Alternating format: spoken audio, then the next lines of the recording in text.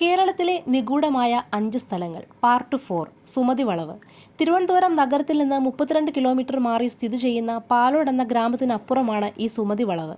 പാലോട് നിന്ന് കല്ലറയിലേക്ക് പോകുന്ന വഴി 4.5 കിലോമീറ്റർ സഞ്ചരിച്ചാൽ സുമതി വളവിലെത്താം.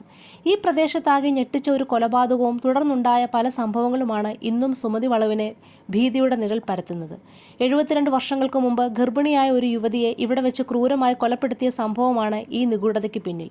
സുമതി എന്നൊരു യുവതി ഈ വളവിൽ കൊല്ലപ്പെട്ടുവെന്നും അവരുടെ ആത്മാവ് അവിടെ അലങ്ങി നടക്കുന്നുവെന്നും ചിലർ വിശ്വസിക്കുന്നു. 1953 ജനുവരി 27 നടന്ന സംഭവത്തിന്റെ സത്യാവസ്ഥ ഇന്നും ജനങ്ങൾക്ക് അറിയില്ല എന്നത് മറ്റൊരു യാഥാർത്ഥ്യമാണ്.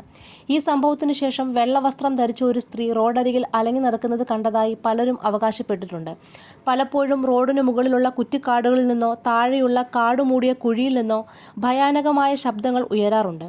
അർദ്ധരാത്രിയിൽ ഈ വളവിലെത്തുന്ന വാഹനങ്ങൾക്ക് എഞ്ചിനുകൾ സ്വയം നിലച്ചു പോകാറുണ്ട്. ബൈക്ക് യാത്രക്കാർ പെട്ടെന്ന് അവരുടെ ബൈക്കുകളിൽ നിന്ന് തെറിച്ചു വീഴുന്നു. ലൈറ്റുകൾ സ്വയം ഓഫാകുന്നു. ടയറുകളിൽ കാറ്റ് നഷ്ടപ്പെടുന്നു. ഇങ്ങനെയുള്ള കഥകൾ കാട്ടുതീ പോലെ പടർന്നപ്പോൾ പകൽ വെളിച്ചത്തിൽ പോലും ആളുകൾ ഈ പ്രദേശത്തു കൂടി കടന്നു പോകുവാൻ ഒരു കാലത്ത് മടിച്ചിരുന്നു. കേട്ടുകേൾവിയോ സത്യമോ ആകട്ടെ, തിരുവനന്തപുരത്തിൻ്റെ പ്രാന്തപ്രദേശങ്ങളിലെ ഏറ്റവും വിചിത്രമായ സ്ഥലങ്ങളിൽ ഒന്നാണ് സുമതി വളവ്. കാവ്യാത്മകമായി ആകർഷകമായ അതിൻ്റെ വക്രത കടന്നു പോകുന്നവരുടെ മനസ്സിൽ ഭയത്തോടെയാണെങ്കിലും ഒരു സൗന്ദര്യം ഉണർത്തുന്നു.